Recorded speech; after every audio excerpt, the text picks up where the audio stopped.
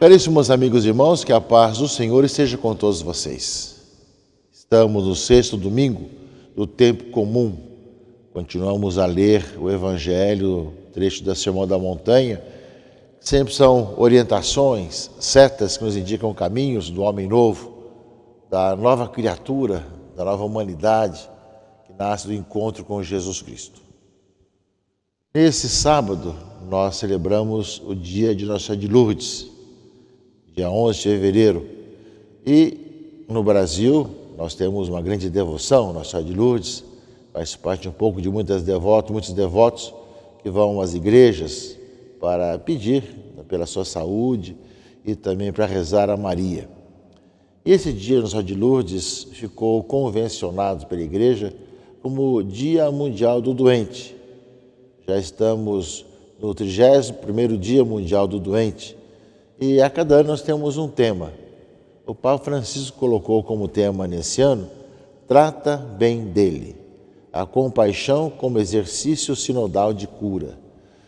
Esse trata bem dele nos fala do bom samaritano, que depois de encontrar aquela pessoa caída na beira da estrada, cuidou dela e levou a uma estalagem. E ali deixou os cuidados do estalajadeiro para cuidar dele enquanto ele ia e voltava. E disse, trata bem dele. O Papa Francisco escolhe esse texto para falar da importância do cuidado para com os enfermos, não é? E ele vai lembrar justamente que muitas pessoas estão muito na solidão, no abandono, e são chamados justamente a igreja a ver como trabalhar com os nossos irmãos enfermos. Diz o Santo Padre, nunca estamos preparados para a doença e muitas vezes nem sequer para admitir a idade avançada. Tememos a vulnerabilidade e a invasiva cultura do mercado nos impele a negá-la. Não há espaço para a fragilidade. É assim que o mal, quando irrompe e nos ataca, nos deixa por terra atordoados. Então pode acontecer que os outros nos abandonem, ou nos pareça que devemos abandoná-los, a fim de não nos sentirem um peso para eles. Começa assim a solidão e nos envenena a sensação amarga de uma injustiça, devido à qual até o céu parece fechar-nos. Portanto, vai examinar e vai falar sobre a importância dessa proximidade, né? Nós vivemos esse Dia Mundial dos Doentes. E o Dia Mundial do Doente não convida apenas a oração e a proximidade com os que sofrem, mas visa ao mesmo tempo sensibilizar o povo de Deus, as instituições de saúde e a sociedade civil para uma nova forma de avançar juntos. Trata bem dele é o tema. Trata bem dele é a recomendação do samaritano ao estalajadeiro, mas Jesus a repete igualmente a cada um de nós na exortação conclusiva. Vai e faz tu também o mesmo. Portanto, a todos que viveram esse Dia Mundial dos Doentes, sob a égide de Nossa Senhora de Lourdes, que nós possamos continuar essa bela experiência da igreja de poder realmente cada vez mais viver, né, a nossa proximidade com aqueles que sofrem ou vivem o momento da doença. Ao mesmo tempo, meus irmãos e irmãs, nesse final de semana, nós continuamos com o Sermão da Montanha.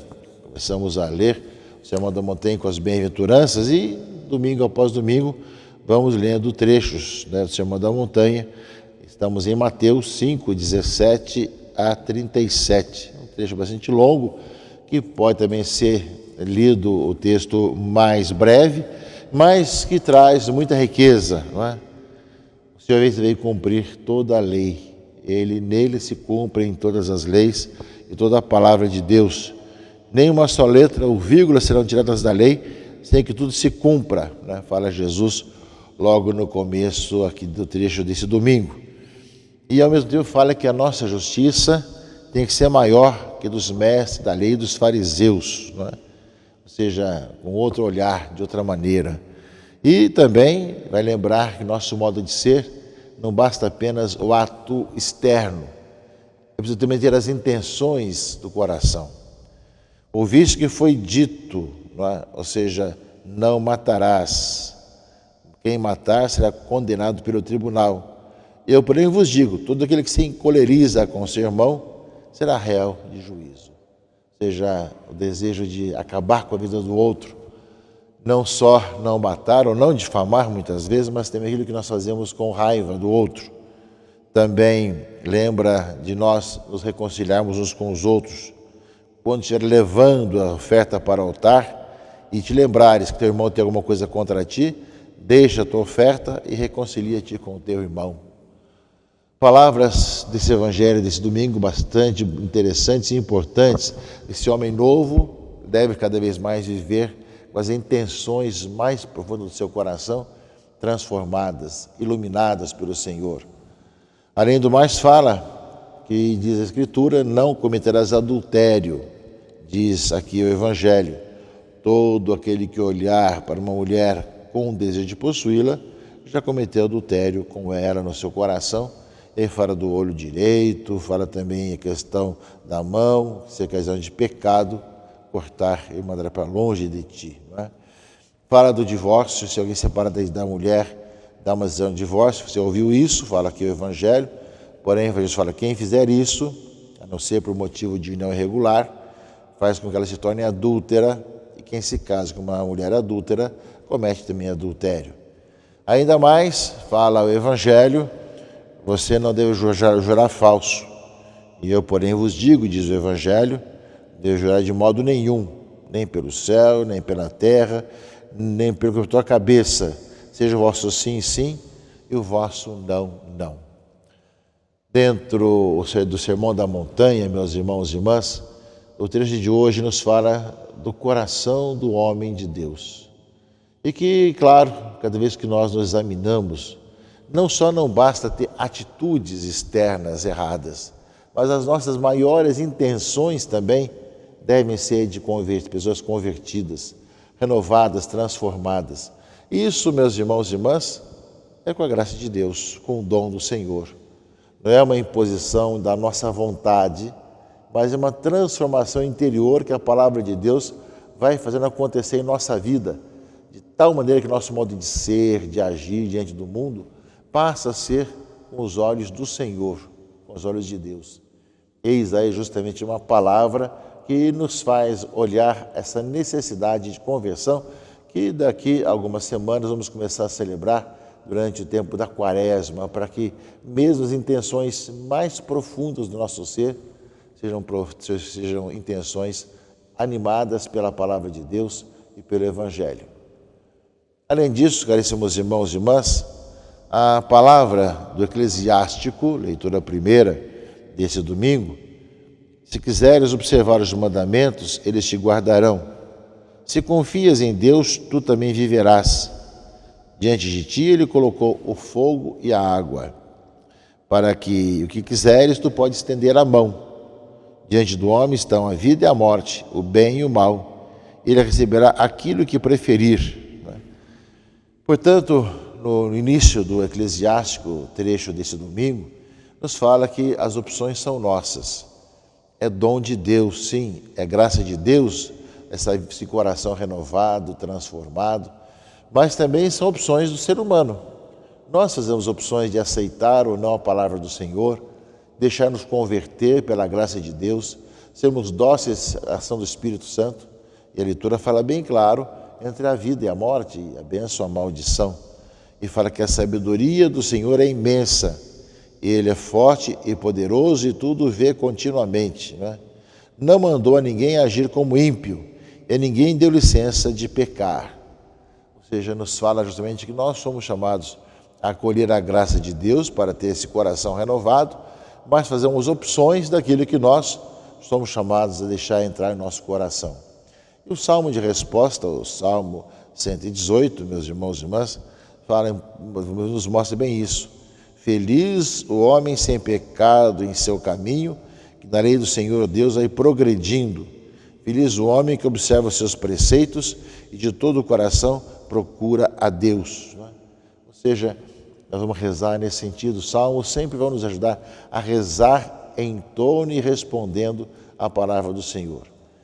A liturgia tem justamente essa facilidade de nos ajudar, seja pelas leituras do Antigo ou Novo Testamento, seja pela oração que vem dos Salmos, que nós percebemos o plano e a vontade de Deus em nossa própria vida, nos fazemos fazer experiência desse amor de Deus que vai transformando o nosso coração.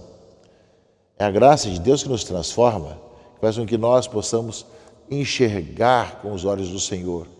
Mas para que aconteça isso, supõe que nós digamos o nosso sim, que nós escolhemos a vida, escolhemos cada vez mais a vontade do Senhor, escolhemos a palavra do Senhor para deixar que ela se cumpra em nossa vida e nos transforme e renove cada vez mais.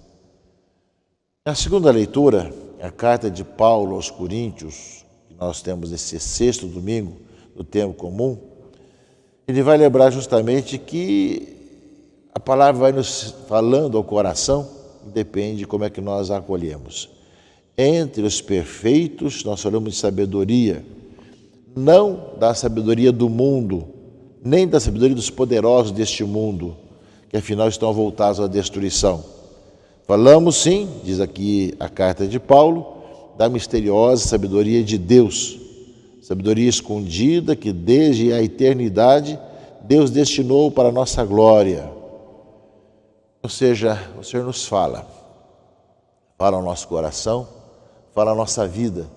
Suponha que nós, como lembrar a leitura do Eclesiástico, façamos opção de acolher e nos falará o coração, transformando nossas vidas, para que aquilo que diz o Evangelho, no modo de ser, de agir, o não matar, o não jurar falso, o não cometer adultério, enfim, tudo aquilo que é colocado não nas próprias intenções de cada um de nós, possa ir acontecendo. E São Paulo continua dizendo, não é?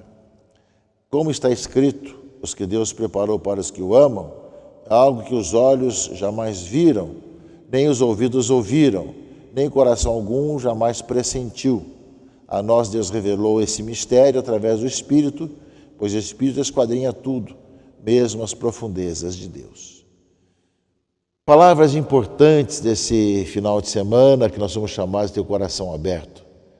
Pode parecer impossível não ter raiva, não ter tentações com relação à própria vida matrimonial, ou mesmo a querer ter razões e jurando que é verdade o que nós falamos.